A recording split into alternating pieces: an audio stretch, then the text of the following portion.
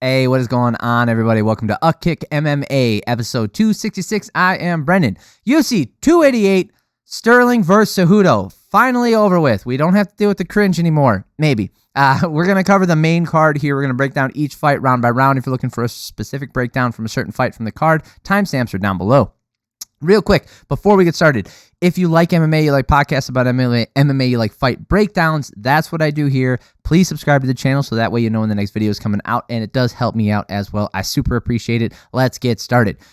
All right, main event, Aljamain Sterling defending his belt against Henry Cejudo. So, real quick, before we go into the stats, just a quick aside, a little bit of setup for those of you guys who didn't follow this and just watched this. Henry Cejudo's been retired for multiple years. He never lost the belt, right? He went up and took the belt. I think he fought Marlon Moraes, won the belt, and then he left, right? He retired. This was 3 years ago.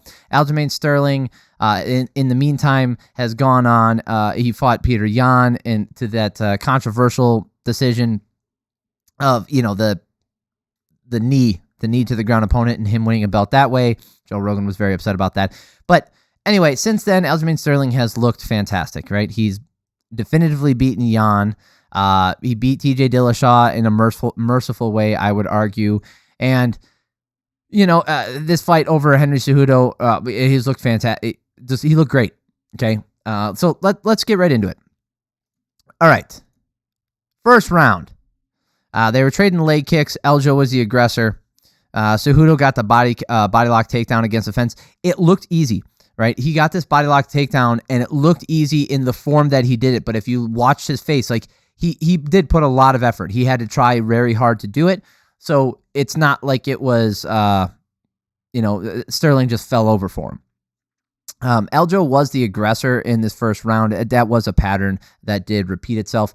Cejudo got the body lock takedown against the fence. Aljo finally gets back up. Cejudo landed, but he was out of reach most of the time.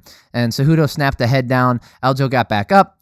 Aljo got to the takedown, landed some good knees to the body, and then Aljo took the back and landed some good shots from there to end the round. So this first round, the control time, it goes back and forth, but I felt like Sterling had more control when he did have control, and his striking was way better, right? He landed 20 significant strikes to Henry Cejudo's 7. I gave that round to Sterling. I didn't see that one being controversial at all. First round goes to Aljo.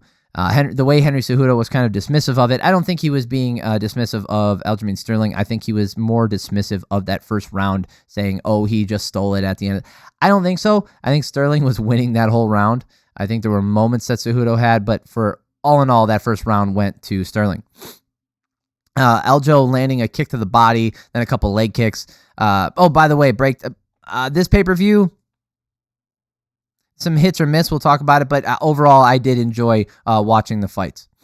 So this might be one of those ones where it's worth going back and watching it. It is. I think so. If you want to wait for it, that's fine, but if you got the extra scratch or somebody else who had it, I'd give it a look. It's fun to watch. Cejudo just can't get in a range for the power, but his tight shots in the inside were there all day. Cejudo was actually landed a head kick at one point. Then Henry Cejudo with the pressure, now landing some kicks low and some straight punches. The shots look big from Cejudo, but they don't appear to hurt Sterling at all. Sterling probably landed more. It was close. So Sterling actually didn't land more. Cejudo landed more on him, 31-29. In favor of Cejudo. So I could understand giving this round to him, but I just gave it to Sterling. I felt like when he landed, it did plenty. It just, it was optics, right? From what I saw, I thought Sterling landed more. And right now we all have the benefit of hindsight in the score or the striking numbers here, but that's not something that the judges have or that you should have when you're watching this anyway. If you're going to score it live, you can't score it with the benefit of striking numbers because, the judges don't have that. A ton of kicks from Aljo. So I had him up 20-18. A ton of kicks from Aljo. Cejudo returned with one. Landing more low kicks from Sterling. Cejudo able to get some positional control. Aljo doing a great job in the clinch against the cage, landing some knees.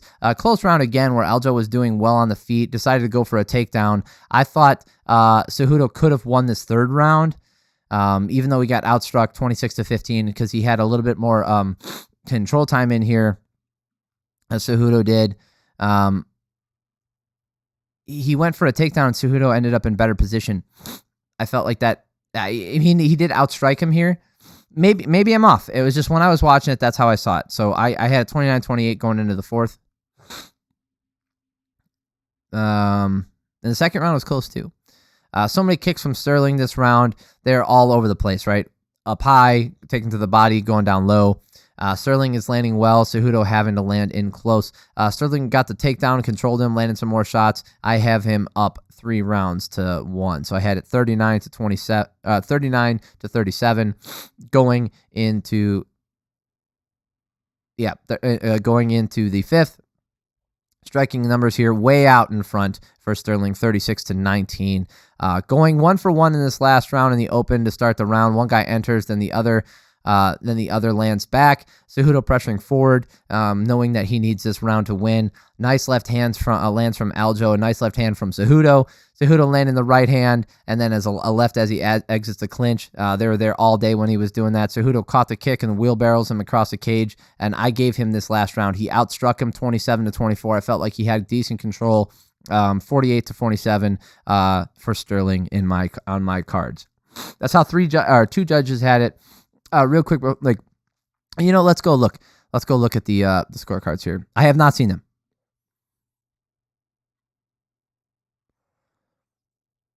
All right, so Mike Bell gave 2, 3, and 5 to Cejudo.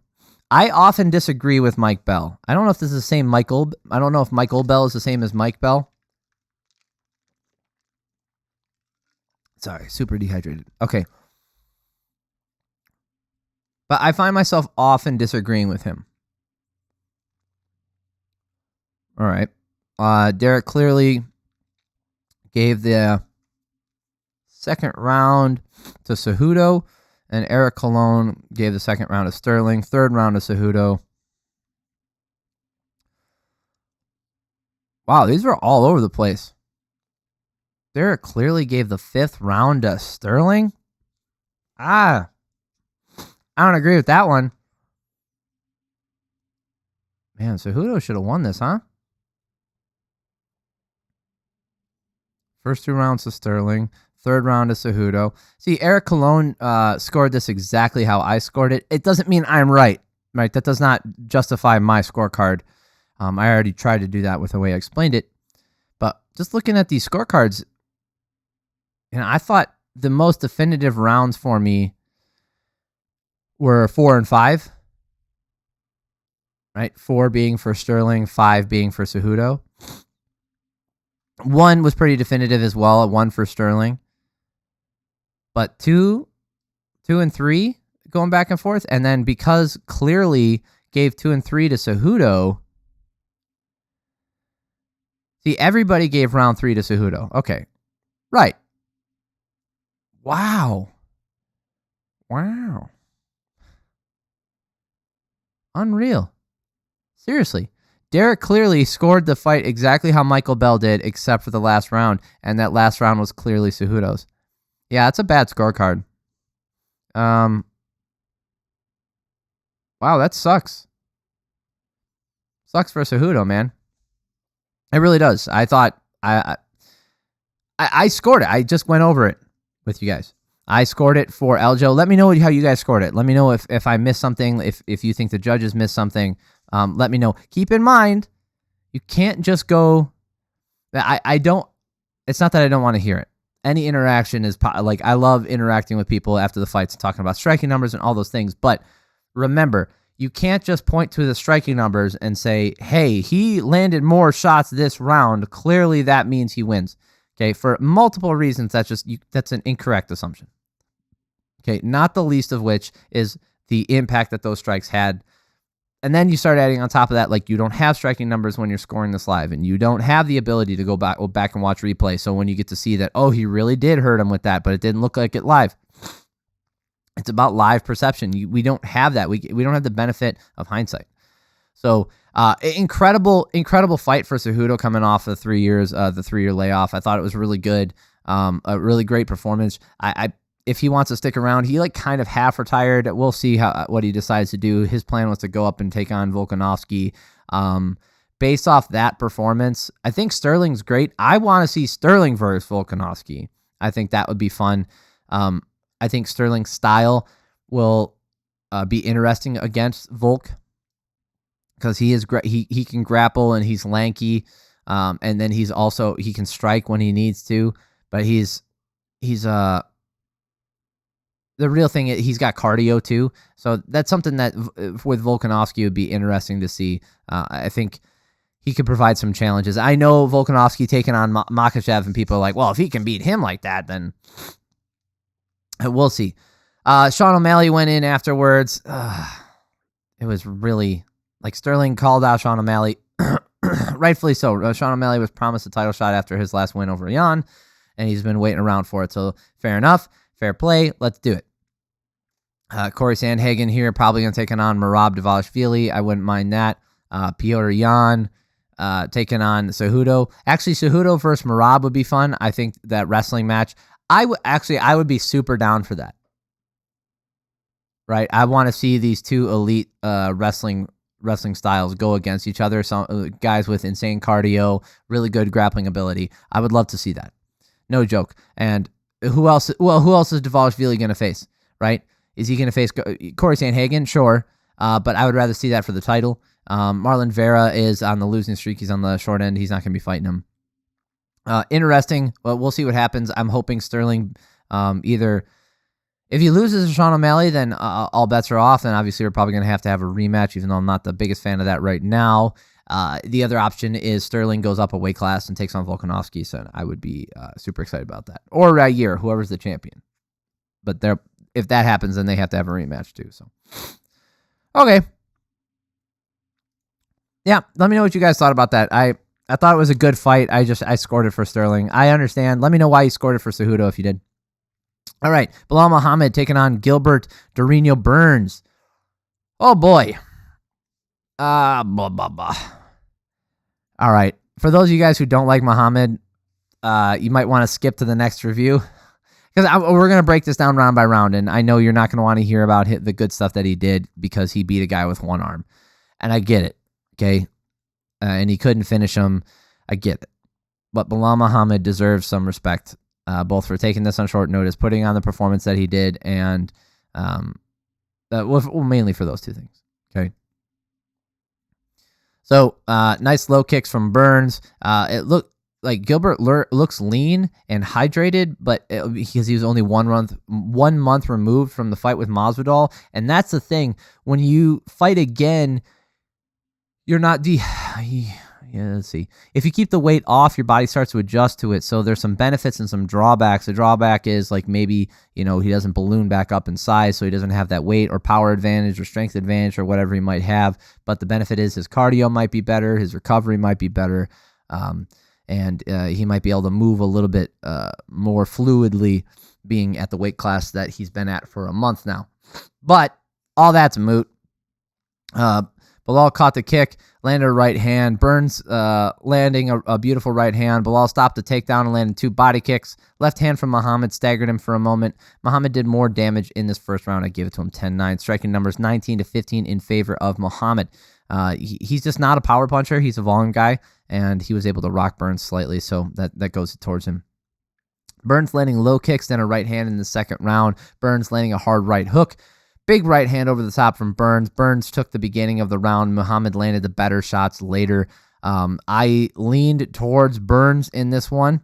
It's just the striking numbers are relatively close, 18-15, but Burns landed with more impact in my opinion, so I gave him this round. Okay, so I had it 19-19 going into the third. I thought this was going to be relatively close. But neither guy started committing in this round. They had like over a minute of misses. That you look at the accuracy in this round was horrible. I guess for Muhammad it was bad in the second round as well. But there were so many, 22 significant strike attempts. But I want to see how many total strike attempts there were in the third round. 59-22. Oh, bullshit. They threw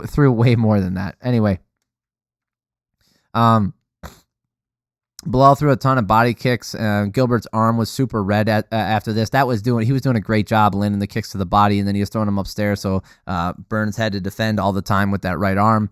Belal opening up and using combos more in the body kicks. Again, Muhammad was landing the better shots this round, and especially down the stretch with that hard left kick. 29-28. Look at the striking numbers. 25-14 for Muhammad, starting to pull away a little bit here. Fourth round. Yeah, this was a 5-rounder, not a main event. Interesting. Burns using the low kicks and Muhammad landing to the body. Burns hurt the left hand and can't throw it. Burns' left shoulder was hurt really bad. Apparently, in that first round, he dislocated or hurt it really bad. So he actually didn't throw his left hand, I think, after round 2. 15, 20 minutes of, him not throwing his left hand at all, which was crazy. Belal was nonstop pressuring and putting straight shots down the pipe. Got to be another round for Belal. 39-37 on my scorecard. 28-16 for striking numbers in favor of Muhammad. Last round here, Belal right back to the pressure. And again, the pressure and the damage went to Belal in this last round. 42-21, doubled up the striking numbers of Burns in this last round. And he just did the damn thing. All 3 judges gave the decision to Muhammad, rightfully so. Mike Bell had it 50-45. Of course, the one guy I disagree with all the time, I disagree with again. Yeah, he gave all 5 rounds to Muhammad. Yeah, I just find whatever we're looking for, I often disagree with Mike Bell on something. He's not always wrong, right? This doesn't mean I think I'm right and he's wrong. It's just, like, I could see that round, that second round going for Belal. Wait, holy shit. Or for that second round for Burns. Clearly gave the 4th round to Burns? What happened in round 4? Did I miss something? Burns using low kicks. Non-stop pressure. What the hell? These scorecards are bad. Boy, I am glad we didn't have any. Actually, this is the exact same judging crew. Oh, not great. Not great. The 5th round to Burns from Eric Colon? On what planet? Got outstroked 2-1.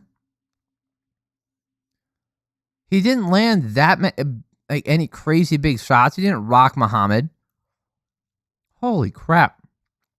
I think Mike Bell's card is the most defensible card here. Wow, they worked 3 fights in a row. Good grief. Anyway. Bad cards. Even though the decision was correct. Okay, what does this mean? Well, it means that Belal Muhammad should be getting the title shot. Now, I don't know if that's going to happen. We will see what happens there because we still got Colby Covington waiting around. Apparently, he was going to get one. I don't know. Khamzat Chimaev and Usman are talking back and forth, but I don't know if Chimaev can make 170 anymore. Chimaev might be fighting Pereira, but Pereira is supposed to go up to 205 and fight some good Jan Blachowicz or something. I forget somebody. Dude, this is a big mess between these 3 divisions, between welterweight, middleweight, and light heavyweight. Man, what would I do here? Belal Muhammad getting the next title shot makes the most sense. Obviously, being on the win streak that he's on, and then his last loss was back in 2019 to Jeff Neal. Right? Ever since then, he's been a decision machine for the most part. But he's gotten some finishes here and there, and then he obviously had that no contest to Leon Edwards for getting poked in the eye. So Belal Muhammad, dude, he's got really good wins on his record, and his losses are to good people too. In his loss to Alan Jouban back in 2016, that's a good loss. Vicente Luque, that's a good loss. His loss to Jeff Neal, the stab to the eye from Leon Edwards is good. And his wins, he's got some good wins in there. Randy Brown, that's a great win. Tim Means, Jordan Meehan. Curtis Millender at the time, that was a decent win. Sato, that's a whatever. Lyman Good, that's a whatever. Diego Lima, Damian Maia win was but he was still ranked and competitive at the time.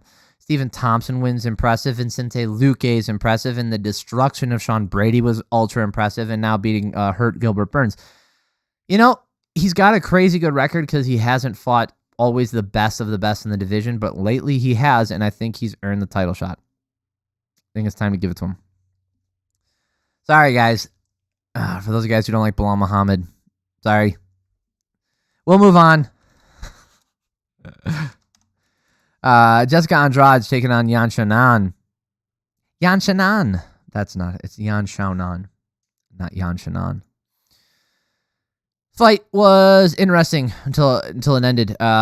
Jessica Andrade, she's always got that thing where she can land a hook and change somebody's life or get in and grapple and dump someone on their head. But Xiaonan looked really prepared for this. It looked like she was ready to handle the pressure. She was ready for the power that was coming back at her, and she was disciplined and more willing than some in the past to take on Andrade toe-to-toe. So Yan started landing the straight shots on the feet. Yan landed some low kicks. She was landing the right hand over and over. She started landing that right hand, and then she landed a huge right hand and dropped Andrade. Honestly, the way this ended with Andrade chasing after her, reaching with that lead hook, or trying to hit her with that hook, and then getting knocked out while the other person was moving backwards, really reminded me of how Fabricio Verdum got knocked out against Stipe, because Stipe was backing up against the fence and just planted and landed a hard right hand and put Verdum right out. That's exactly what happened here. It looked very similar. So impressive win from Xiaonan. I think, oh boy, Andrade is, it's hard to argue with her abilities. She's had really good fights. She's had really good against tough competition. She's strong. She hits hard. She has good cardio. It's hard to argue with the success that she's had, but I'd rather see her go up and fight like Amanda Nunes or something. Like, bring some new shit to that division, please. Yan Xiaonan, on the other hand, her two losses are to Carla Esparza and Marina Rodriguez. And that Marina Rodriguez fight, remember, was a split decision loss. I don't remember how I scored that one. I don't have that one up right now. But she had that great win over Mackenzie Dern, and now another a knockout win over Andrade after pretty much being a decision machine her entire UFC career. Yep, she lost via KO once, but this is her first finish in the UFC. So, and against a person like Andrade, with them, where are they ranked? 6 and 4. Yan Xiaonan is ranked 6, so I fully expect her to be in the top 5. She'll probably jump ahead of Marina Rodriguez, even though she fought on this card too. Yeah, we'll talk about that one. That's in the prelims. But she'll definitely jump up there. She'll end up maybe swapping spots with Andrade. She can't go ahead of Lemos. Definitely not going ahead of them. So, but because, Lemos might get the next title shot, but there's not a lot of hype on her. People aren't talking about her, and the way that Xiaonan just finished her, plus the two Chinese women going at it, that could be big if they're going to go to China. So that one could be fun. As far as the striking numbers go in this round, Andrade was getting outstruck 26-12, and then that's the story of the fight. Xiaonan staying disciplined, landing that right hand, putting her right out. All right, another short notice step up here. Movsar Evloev versus Diego Lopes. Oh yeah, Bruce Buffer said Lopes. I don't think anybody else pronounced it like that, so I'm not sure if that's how he pronounces his name. Let me know in the comments below if I'm incorrect about that. I thought it was Lopez, because that's everybody else is saying. But he stepped up on 3 days notice or 2 weeks notice or something really short. Nice right hand from Lopes. Lopes caught him, and Evloev was staggered in this first round. Lopes being really active off his back. He had him in a tight armbar. Evloev just didn't want to quit. He had him in a really good armbar. Evloev landing some good ground and pound. Lopes trying to roll for submissions. Lopes threw up a triangle, tightened it down at the end of the round. I could see giving this first round to Lopes for being closer to finishing the fight. Looking at the striking. So here, let's make the argument real quick. All right, hear me out.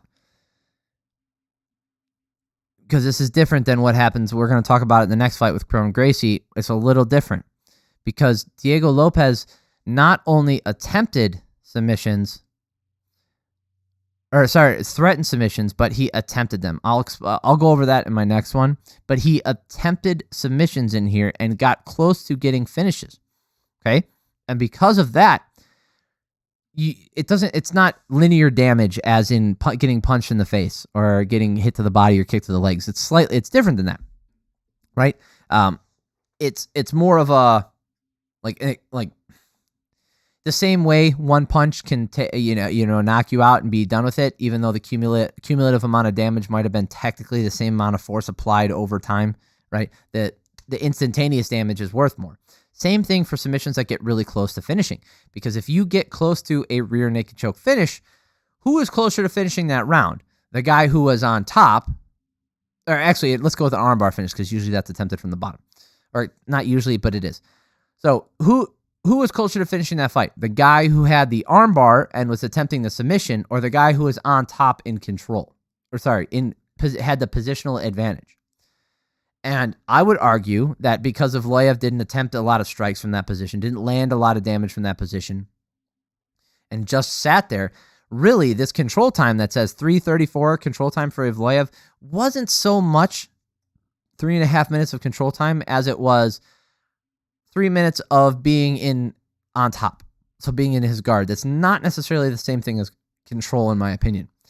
Because of this, I gave this first round to Lopes. Also, mind you, he outlanded him 17-16 in favor of significant strikes. So they went in favor of Lopes, and he had the submission attempts. I gave this first round to Lopes. Okay, Evloev started landing larger strikes, and Lopes not really returning as much in the second round. Evloev landing better, avoiding the big swinging shots coming back at him. Evloev going for the takedown. Lopes was still staying active off his back. Evloev got this round with a ton of volume and staying on top and control. This is different. He threw a lot of shots from the controlled position, 39-10 this time. Didn't really get caught any submissions. Didn't have to fight anything off. So I gave him this round. Big difference. Now, last round here. Lopes was digging in with hooks, throwing it all out there. Evloev was dictating the pace now, starting to pick his shots. Lopes wasn't landing as much. Evloev holding the back and landing the kicks to the back of the legs. It was a really odd position, but those were effective strikes. Lopes was stretched out in a nasty Kimura that was super tight, and he got on top using that. Evloev back up. Lopes gets the leg and goes for a knee bar. Lopes was in tight on that knee bar. I don't think it was enough, but it wouldn't surprise me if somebody gave this to Lopes. I didn't score it for him. I scored it for Evloev. I felt like he had enough control, and he did a decent amount of damage in this last round to put it in his favor. If he did not land these strikes, I would give this last round to Lopes. I'm serious. If he didn't land those strikes in those control positions, I would not have given this round to him, because Lopes got him in a really tight knee bar and was trying to finish the fight. Not just trying to finish the fight, he was closer to finishing the fight than Evloev was at any point in this fight. So, good short notice step up for Lopes. Looking at the judges' scorecards, I think Eric Colon and Derek clearly split on who. Holy shit! Diego Lopes could have won this because Colon gave that last round to Lopes and clearly gave the first round to Lopes. And then David Torelli gave all 3 rounds to Evloev. So I also agree with that. That makes sense. Not a bad call. Movsar Evloev, I think he's undefeated in the UFC. He's undefeated, 17-0 total. He stepped up in competition recently. Nick Lentz, and then Hakeem Dawodu, Dan Ige slowly stepping up in competition. Obviously, he took this guy on short notice, but this guy was no pushover. He was really good. He knew what he was doing in there. He has lots of experience himself. Obviously, this was his UFC debut, but he's got a ton of fights. He's 21-6. He had a Dana White Contender Series, a loss to John Brito. Let's see here. Evloev is ranked number 10. What do you do with him? I don't know if he moves up after this weekend, because Bryce Mitchell was supposed to be there. Gonna have him versus Giga. That'd be fun. Korean Zombie would be fun. Calvin Kattar might be fun, but any higher than that, that's reaching. He needs one more fight in there. If the scheduling works out and the timing works, he might be able to get one of those guys in the top 6. All right, now let's talk about the first fight on the main card here. Not the most exciting one, guys. I'm sorry. We're gonna still break it down, and for those Gracie fans, sorry. Kron Gracie getting just destroyed by Charles Jourdain. Oh man, Charles Jourdain, not Charles. This was bad. Jourdain. Oh yeah. So I don't know if anybody mentioned this on the broadcast, but it looked like when Jourdain was walking out, somebody was taking pictures with their phone, as they walk out in the tunnel, and they dropped their phone down. Jourdain went back to pick up the guy's phone and give it back to him. Super freaking cool. That was awesome. All right. I hope that guy buys some of Jourdain's merch or however he can to support him, because that's big. Depending on what kind of phone he has. I know this is stupid and this is a sidetrack thing, but depending on what kind of phone that he has, that's like he just saved that guy, $1,500 by picking that up for him. Because who knows if anybody else would have picked it up. That's really cool. And meanwhile, he's walking out to a fight for his life. So fucking awesome. Jourdain landing at range really well early in this fight. Nice distance, keeping nice distance with the jab, and then some decent combos. Gracie was rushing in, pushing him to the fence, just trying to hold him. It was really weird. It's like I said, super old school stuff. Nice uppercut from Jourdain, landed a couple of those. He was keeping things tight, staying in the middle. Nice tight shots, not a lot of looping things. Wasn't kicking a lot up top. He wasn't kicking a lot to the body or anything like that early. He was just keeping everything tight, staying defensive, not putting his limbs out there. Gracie, he kept trying to just reach for him. It wasn't working. Jourdain staying away, landing a bit of damage. Gracie pulled guard. Jourdain staying really safe, landing elbows while still keeping his head, his hands to his head. So he would sit there like this and then throw elbows to the body of Gracie, not really exposing anything out, staying super safe. Oh yeah, and then eventually Jourdain gets out of it and Gracie butt scoots, and then people start booing. You can't butt scoot, man. I don't care. I'll never root for that stuff. Get back up. You want to pull guard on him? Absolutely. You want to get in for a takedown? Absolutely. But butt scoot your way around, I think you should get points deducted. I really do. I think if you're told to get up, and then he was slow to get up too later on, dude, there's no point, or there's at no point in a fight where you should allow that to happen. If they're touching, if their legs are touching, fine. But the second somebody backs up, I don't think you can butt scoot forward. I think you have to do something else. If you want to roll, like Imanari roll underneath or do things like that, absolutely go for it. Looks fun too. I like that. But butt scooting, Jourdain was in the advantageous position the entire round, and he landed more damage. 21-12 for striking numbers. Jourdain definitely outstruck him. Definitely stayed safe. And then when he was on top, there is a difference between in the second round. So the way that the commentary team was mentioning it, they would say like, oh, well, he's always in danger here. He's always in danger on the ground. Oh, Jourdain better be careful. He better mind his P's and Q's down here. But Gracie never attempted a submission. Never got close to doing it. So that control time was legit Jourdain's. Gracie wasn't doing damage from the back either. It wasn't doing any significant damage, and Jourdain was landing a couple shots to the body. Could even have stood them up at some point. And, it's a smart game plan by Jourdain. Stay safe, push the hips down, don't let Gracie do shit. Now what are you going to do? This was your whole game plan. Now what? Gracie was running after him, trying to grab him in the second round. Gracie pulled guard again, but Jourdain stayed up with them against the fence. So he didn't even go down. He just forced him up against the fence, and then he was just holding his weight. They eventually get down to the ground. Jourdain got up again. Gracie looked tired and more stationary, getting tagged. Gracie pulled guard again. Gracie landed some pity-pat shots from his back. They do not count as offense. 20-18. And this is where I said threatening a submission and attempting one are very different. So 21-10 for striking numbers in favor of Jourdain. Here's the thing. Like I said in the previous fight, if you threaten a submission, okay, threatening a submission is not the same as attempting one, right? Scooting your hips to the side to isolate a leg or an arm, or walking your guard up to isolate an arm, or isolate the arm and the head. All of these things are threatening submissions, but they do not bring you closer to finishing the fight than someone defending submissions. Okay, so if they stop your they stop your threats, then nothing really happened.